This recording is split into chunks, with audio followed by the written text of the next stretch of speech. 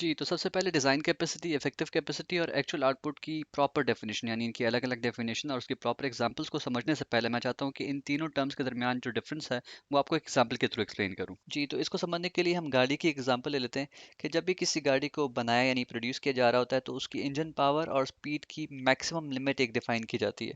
जैसा कि भी आप इस पिक्चर में देख सकते हैं कि हमारे पास जो गाड़ी है इसकी मैक्सिमम स्पीड जो अटेन की जा सकती है वो है 200 किलोमीटर पर आवर। तो इसका इंजन डिज़ाइन ऐसे किया गया है कि वो मैक्सिमम 200 किलोमीटर पर आवर की एक आउटपुट प्रोड्यूस कर सकता है। ठीक है, इससे ज़्यादा आगे नहीं जा सकता। अच्छा, अब इस पॉइंट ए से पॉइंट बी तक अगर इसने जाना है और 200 किलोमीटर पर आवर की स्पीड को अटेन करना है तो उसके लिए कंडीशंस आइडियल होने चाहिए। ठीक है, आइडियल कंडीशन से मुराद ये है कि वेदर फेवरेबल होना चाहिए। फर्ज करें बारिश हो रही होगी तो आप प्रॉब्ली ये स्पीड अटेन नहीं कर पाएंगे।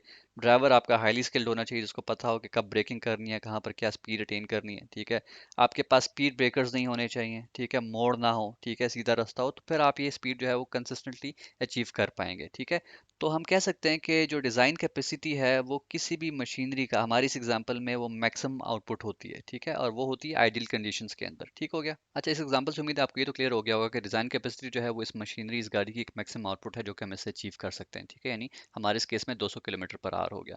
अब इफेक्टिव कैपेसिटी क्या है? तो हम एज्यूम करते हैं कि एक कंपनी है जो कि इसी तरह की गाड़ियाँ, इस वेरिएंट की, इस मॉडल की जो है वो 20 गाड़ियाँ जो है वो खरीद लेती है और वो कस्टमर को सर्विसेज फराहम करने के लिए इस्तेमाल करना चाह रही है, जहाँ पर वो चाह रही है कि पॉइंट ए से पॉइंट बी तक ये गाड़ी जो है वो मूव कर रही है और कस्टमर को सर्विसेज फराहम करें। ठीक है, अब इस कंपनी को ये पता है कि इस गाड़ी की डिज़ाइन कैपेसिटी तो 200 किलोमीटर पर आवर है, लेकिन वो इसको 200 किलोमीटर पर आवर पर चला नहीं पाएगी क्योंकि हर बार आइडियल कंडीशंस नहीं होंगे। ठीक है, यानी वेदर कंडीशंस आइडियल नहीं होंगे, कभी बारिश हो रही होगी। ठीक है, कभी कुछ जगहों पर बर्फबारी होगी। ठीक है, अब 20 की 20 गाड़ियों के लिए 20 के 20 ड्राइवर जो है वो एक स्किल के नहीं होंगे, कोई ड्राइवर मोहतात तरीके से चला रहा होगा। ठीक है, प्लस कुछ जगहों पर स्पीड ब्रेकर ज़्यादा होंगे, कुछ जगहों पर स्पीड लिमिट्स होंगी गाड़ी चलाने की, कुछ जगहों पर टर्न्स यानी मोड़ होंगे। ठीक है, तो इन तमाम फैक्टर्स को असेस करने के बाद वो एक इफेक्टिव कैपेसिटी डिफाइन करती है। वो क्या करती है कि वो अपना एक टारगेट सेट करती है अपने एम्प्लॉयज़ के लिए, अपनी इस मशीनरी के लिए, कि वो अगर 120 किलोमीटर पर आवर पर भी इस गाड़ी को चलाएंगे पॉइंट ए से पॉइंट बी तक तो उनके वो ऑब्जेक्टिव जो है वो अचीव हो रहे होंगे। ठीक है,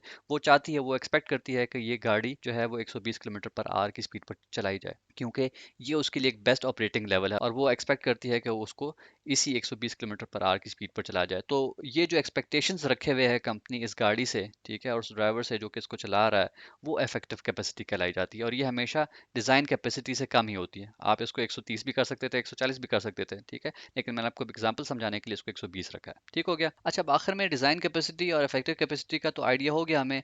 अब इस गाड़ी ने असल में उतरकर मैदान में जो परफॉर्मेंस दी पॉइंट ए से पॉइंट बी तक, वो इसकी एक एक्चुअल आउटपुट कहलाती है। ठीक है, फ़र्ज़ करें जब इसको पॉइंट ए से पॉइंट बी तक चलाया गया इन 20 गाड़ियों को और उसके रिजल्ट जब आए तो वो आए 100 किलोमीटर पर आवर के। ठीक है, क्योंकि वहाँ पर जो इन्होंने एंटिसिपेट किया था कि मौसम जो है कंपैरेटिवली बेहतर होगा, वो कुछ जगहों पर ज़्यादा ख़राब रहा, कुछ जगहों पर स्पीड ब्रेकर ज़्यादा रहे। ठीक है, कुछ जगहों पर आपको गाड़ी की मेंटेनेंस करना पड़ी। तो इन तमाम फैक्टर्स को जब फैक्टर इन किया गया तो एक्चुअल जो परफॉर्मेंस थी, आउटपुट थी, वो was around 100 kilometre per hour. ठीक है, तो ये अब आपको डिज़ाइन कैपेसिटी भी क्लियर हो गया होगा। ठीक है, इफेक्टिव कैपेसिटी भी क्लियर हो गया होगा और एक्चुअल आउटपुट भी क्लियर हो गया होगा। ठीक है।